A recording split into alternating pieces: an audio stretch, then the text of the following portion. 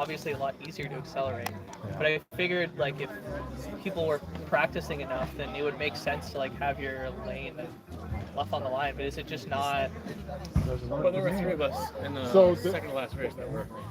There's a race I tried that in, and it was the race I got dead last in. My thought was be a little deeper, and that way you can come up. And like you looked at me, I was behind. No, he looked at me and he goes, "Well, he's not going to be a problem." And then I was like, "Yeah, I'm not going to be a problem." But then there's a wind blanket there, and you have no power to get up to the line. So yeah, we do start too close to the line, but everybody's doing it, and that's also why. I mean, I don't know if it was the first race. It was some of it. I think it was. I mean, I think there's so much dead air on the line. If you come up to it and lose your speed, you're never going to get it back.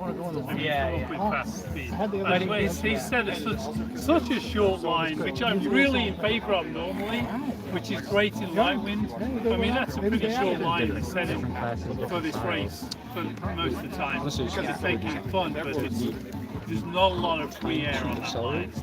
Normally I'd be coming in late looking for a gap. Plus in college, I mean, I don't know the rule here. We're allowed. But like maybe if there was like 10 plus knots, then it'd be a lot easier to walk on the line. You're here. Yeah, I get that. And I race in this, so like I don't luff on the line either. But it's also because our like Wednesday night series isn't very competitive either. So like I have no practice with that. But he gets so angry at home because nobody is pushing for the line. So, everyone's like 2 boat lengths behind the line, and it's like not even a competition. And he runs the sailing school, and the sailing school kids are out there. More advanced sailing school kids are out there. And he's like, get up here, get up here. Are we pretty close to the line? Oh, God. The group is, So to answer your question, I would stage or do your pre-start where everybody else is. Don't be upwind of them and don't be downwind of them. So wherever the fleet sets up, that's where usually I'm reaching back and forth. Right. And then also if it's skewed, like a few races have been with a right shift or whatever, you sail along on one tack, parallel the line, well that's a beam. And then you're running back the other way.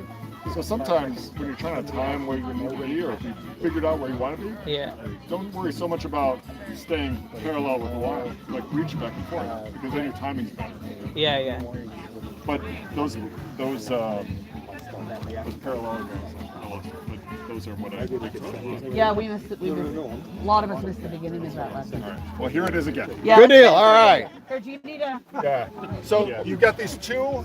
So the wind's coming from here. You've got these 2 ley lines that are the pin ley line and the boat ley line, and being in between there means you have a possibility of a good start. This is a high risk area, and this is I'm going to port tack the fleet. Like this guy Which works today. occasionally. Yeah, if you're lucky. 0 to hero, right? Yeah, exactly. And then vice versa. But I try to find a lane in here, and if you watch me, I usually come in late, and then. And you're in that spot within what? 2 minutes? So usually I'm approaching on port near the pin at less than 2 minutes. And then if I can make this distance, the line's been really compressed. Yeah. So sailing across the line, what do you say? 20 seconds on the first date? It was 20 seconds. 20 seconds, yeah. So it's a 20 really to small 30. line. So everybody's setting up over here, and then you're just trying to see what the herd's doing. Are they running this way? And if they're running this way, they're here at 40 seconds.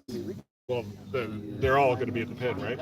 Right. So if you got to figure out, look at what's happening, and then either tack early or tack late. Right. Yeah, find a hole. And it can be a good way to go about it. But the ley lines are the most important thing into I think one of our better starts yesterday, I think, was just because we got really lucky at the boat. Well, we had a good start getting lucky at the boat. I know. Today was a great place to be at the boat and being lucky, but you got to be good. If we hadn't been lucky, we would have been. You got to be good or lucky, one of the two. I mean, our bullet, we were on the pin. If there's a big herd at the boat, that's true. We were on the pin. That herd's going to move down the line. Depends how much time's left. Right. If there's enough time left, you can judge where that herd's going to be and then when you start. round. And if they're all early, there'll be a big gap open up behind So you them. just go behind them and. Yeah, and But you if they're really late, it's going to be this end of the line. But you don't want to make that decision over here. No, You want to, in 40 seconds too, when you see a big herd here, and you can sail by them and then tack behind them, yeah, that works. But if you make that decision here, you have no other option. You can't choose any other part of the line. You have to start here. Right, yeah. And if everybody else is there, then you're SOL. yeah. So everyone's, the whole fleet's going to be coming in on port to like 30, 60 seconds next race. Do we trust anything Ed says? Been over 2 years. But if suddenly that's the herd and you're the herd and you're on your own, Yeah. you're golden. Yeah. You know. I do try other things, but that's my go-to. Like if I All right, Ed, I got a question for you. Let's say you're dialing up for that port approach you're talking about, and the giant wind shift occurs and dies and leaves you with no and you're gassed out with no wind at the pin. Then you're well, just screwed. then you stay in port, and everybody's going to be gone anyway.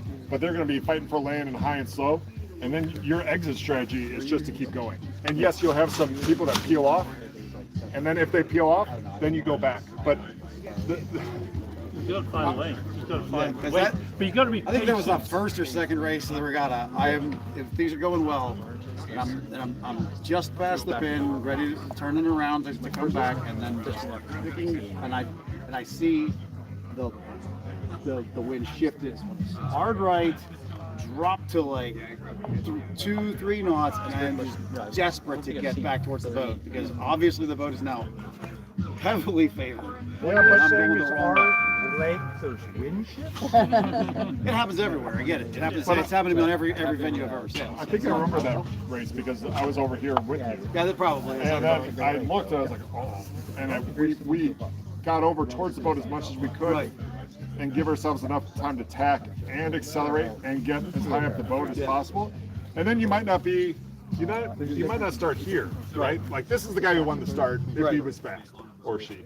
And then here, or here, or here. But you know what? You know, being fast here isn't all that. It's lower risk, higher reward.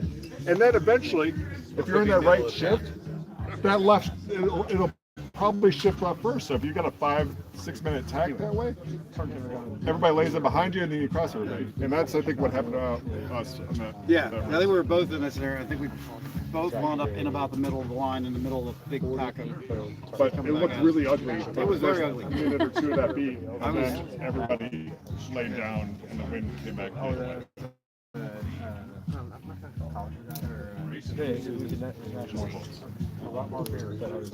Up there? I think you have another couple more beers. Yeah, no, we were talking about other stuff too. Thank you, Ed. Does that make sense? With the jib cars, like, Yeah, so like